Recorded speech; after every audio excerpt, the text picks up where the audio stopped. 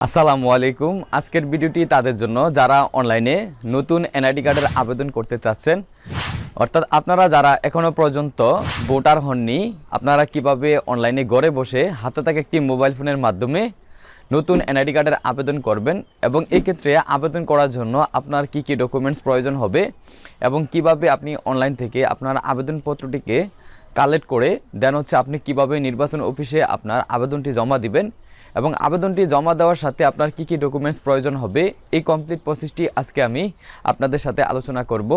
I hope আপনি যদি শুরু থেকে শেষ পর্যন্ত ভিডিওটি কন্টিনিউ করেন তাহলে আপনি ঘরে বসে হাতে থাকা একটি মোবাইল ফোনের মাধ্যমে নতুন আইডি কার্ডের আবেদন করতে পারবেন। তবে বরাবরের মতো রিকোয়েস্ট করব, আপনি যদি আমাদের ইউটিউব চ্যানেলে নতুন দর্শক হয়ে থাকেন তাহলে কাইন্ডলি আমাদের ইউটিউব চ্যানেলটি সাবস্ক্রাইব করে পাশে থাকা বেল আইকনটি প্রেস করে রাখুন, যাতে আমাদের এই ধরনের ইম্পর্টেন্ট ভিডিও আপলোড করার সাথে সাথে আপনার কাছে পৌঁছে যায়। Alright, back to mobile screen. দর্শক, আপনারা আপনাদের মোবাইলের অথবা পিসি যে কোনো একটি ব্রাউজার ভিজিট করবেন, দেন সার্চ বারে টাইপ করবেন সার্ভিসেস services.nitw.gov.bd। আপনারা এই লিঙ্কটি লিখে সার্চ করবেন। ওকে, সার্চ করার পরে আপনাকে বাংলাদেশ এনআইডি অ্যাপ্লিকেশন সিস্টেমের যে সাইটটি রয়েছে সেই সাইটটিতে আপনাকে নিয়ে আসবে এবং এখান থেকে আপনারা ফার্স্ট অফ অল দুইটি অপশন দেখতে পারবেন।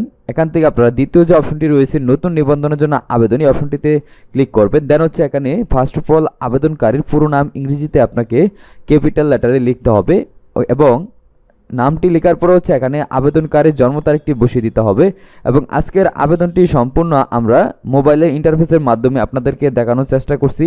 আশা করি ভিডিওটি আপনাদের হেল্পফুল হবে। ওকে, আমরা এখানে প্রথমে আবেদনকারীর নামটি ইংরেজিতে ক্যাপিটাল লেটারে লিখে দিচ্ছি এবং নামটি লেখার পরে এখানে আমরা আবেদনকারীর জন্ম তারিখটি লিখব।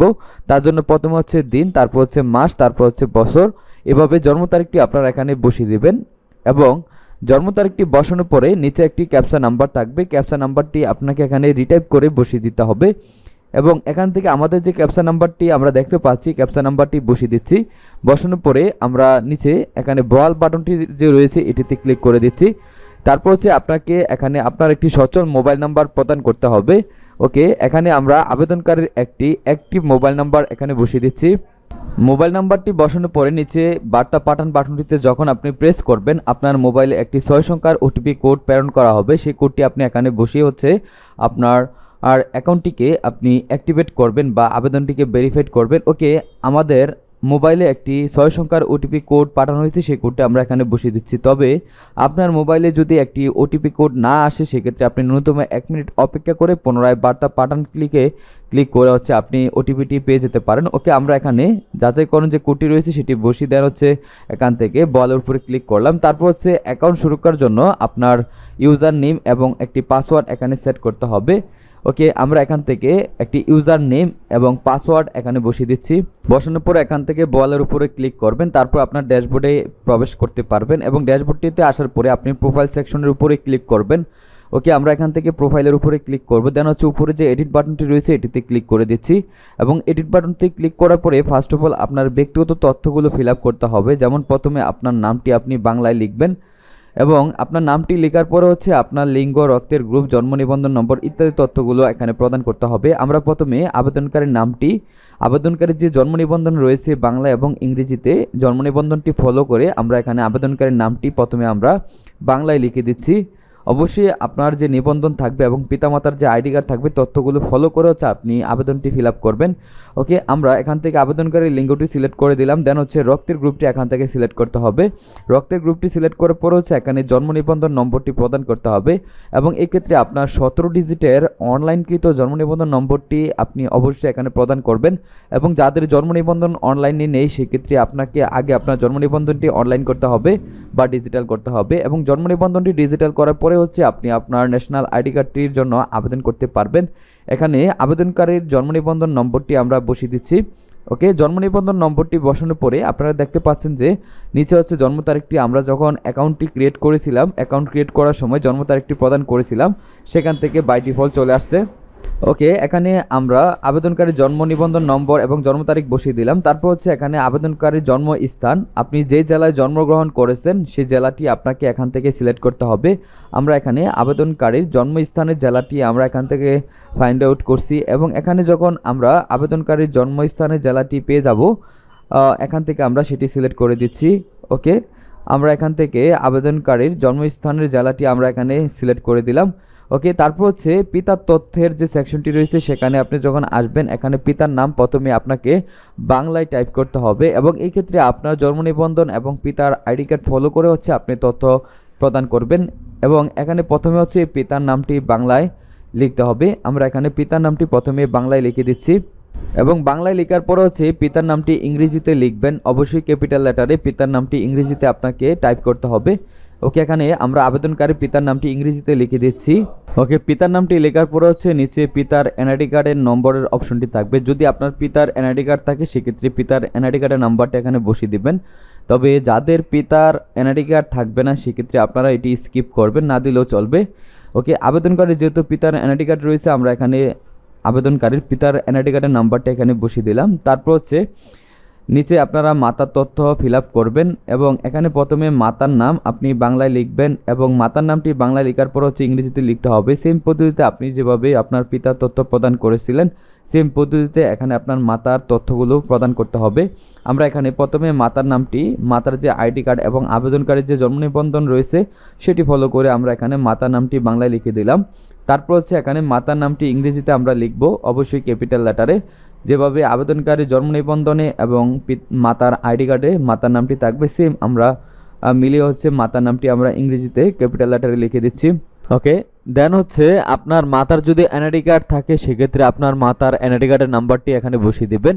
তবে আপনার মাতার যদি এনআইডি কার্ডের নাম্বার না থাকে সেক্ষেত্রে আপনি এটি স্কিপ করতে পারবেন। এবং এখানে আরেকটি কথা বলে রাখি, যাদের পিতামাতা মৃত হবে সেক্ষেত্রে আপনারা এখানে পিতামাতার তথ্যের সেকশনে আপনারা মৃত নামে একটি অপশন দেখতে পারবেন, সেটিতে ক্লিক করে হচ্ছে প্রযোজ্য ক্ষেত্রে মৃত্যু সনটি আপনাকে বসিয়ে দিতে হবে এবং যাদের পিতামাতা মৃত নেই সেক্ষেত্রে আপনাদের এই অপশনটি প্রয়োজন হবে না। ওকে, আপনারা দেখতে পাচ্ছেন কিন্তু এখানে মৃত্যু সনটি দেখতে পাচ্ছি আমরা প্রযোজ্য ক্ষেত্রে যাদের পিতা মাতা মৃত হবে সেক্ষেত্রে অপশনটি প্রয়োজন হবে। ওকে, দেন হচ্ছে আমরা নিচে এসে বিবাহিত সেকশনটি এখান থেকে আবেদনকারী যদি বিবাহিত হয় সেক্ষেত্রে এখানে আমরা বিবাহিত সিলেক্ট করে দেব এবং আপনি যদি অবিবাহিত হন সেক্ষেত্রে আপনার বৈবাহিক অবস্থা আপনি এখান থেকে অবিবাহিত সিলেক্ট করবেন এবং যদি বিবাহিত হন সেক্ষেত্রে আপনি মহিলা হলে আপনার স্বামীর নাম এখানে বসিয়ে দিবেন এবং আপনার স্বামীর যদি এনআইডি কার্ড থাকে সেক্ষেত্রে এনআইডি কার্ডের নাম্বার দিবেন, না থাকলে প্রয়োজন নেই। দেন হচ্ছে আপনারা অন্যান্য যে সেকশনটি রয়েছে অন্যান্য তথ্যের সেখানে চলে আসবেন।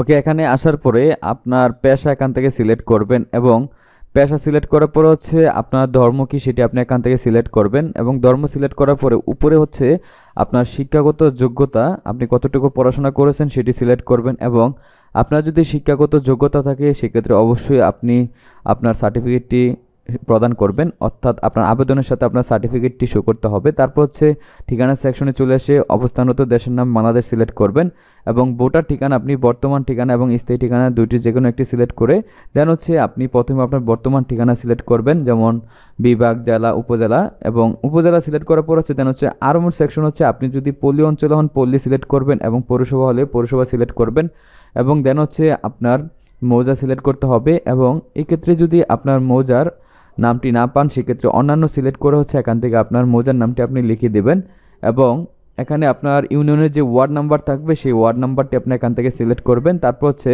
আপনার গ্রামের নামটি যদি এখানে আপনি না পান সেক্ষেত্রে অন্যান্য সিলেক্ট করে হচ্ছে আপনি এখানে আপনার গ্রামের নামটি লিখে দিতে পারবেন। ওকে, তারপর হচ্ছে আপনার বাসা অথবা হোল্ডিং নম্বর আপনি বাংলা এখানে লিখে দিবেন।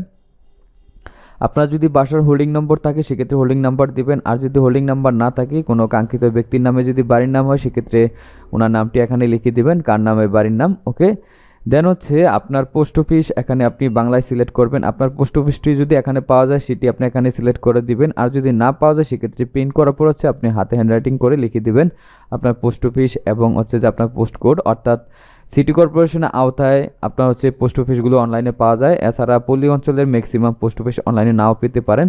ওকে, দেন হচ্ছে ভোটার এরিয়া আপনি সিলেক্ট করে দিবেন, আপনার ভোটার এরিয়াটি যে এরিয়াতে বা যে ওয়ার্ডের আওতায় সেই ঠিকানাটি অর্থাৎ ভোটার এরিয়ার অপশনটি আপনি সিলেক্ট করবেন। তারপর হচ্ছে পুনরায় আপনি এখানে স্থায়ী ঠিকানাটি সিলেক্ট করবেন, সেম পদ্ধতিতে জেলা, উপজেলা সিলেক্ট করার পর হচ্ছে আরএমএস সেকশন থেকে আপনি যদি পৌরসভা হন পৌরসভা সিলেক্ট করবেন এবং সিটি কর্পোরেশন হলে সিটি কর্পোরেশন সিলেক্ট করে দিবেন। তারপর হচ্ছে আপনার ইউনিয়নের নাম্বারটি সিলেক্ট করবেন, তারপর হচ্ছে আপনার মৌজা সিলেক্ট করবেন। ওকে, মৌজা সিলেক্ট করার পর হচ্ছে আপনার যে ইউনিয়নের ওয়ার্ড নাম্বার থাকবে সেটি আপনি এখান থেকে সিলেক্ট করবেন এবং ওয়ার্ড নাম্বারটি বসিয়ে দেওয়ার পর হচ্ছে আপনার গ্রামের নামটি আপনি এখান থেকে সিলেক্ট করবেন এবং গ্রামের নামটি পাওয়া না গেলে সেক্ষেত্রে আপনি হ্যান্ডরাইটিং করে অর্থাৎ এখানে আপনি টাইপ করে লিখে দিবেন এবং দেন হচ্ছে এখানে আপনার বাসা অথবা হোল্ডিং নম্বর আপনি বাংলায় লিখে দিবেন। ওকে, সেম পদ্ধতিতে আপনি নিচে হচ্ছে পোস্ট অফিসটি আপনার সিলেক্ট করবেন এবং যাদের পোস্ট অফিস পাওয়া যাবে না অনলাইনে সেক্ষেত্রে আপনাদের কোনো চিন্তিত হওয়ার কারণ নেই, আপনারা আবেদনপত্রটি প্রিন্ট আউট করার পরে হ্যান্ডরাইটিং করে লিখে দিতে পারবেন। দেন হচ্ছে পরবর্তীতে ক্লিক করবেন।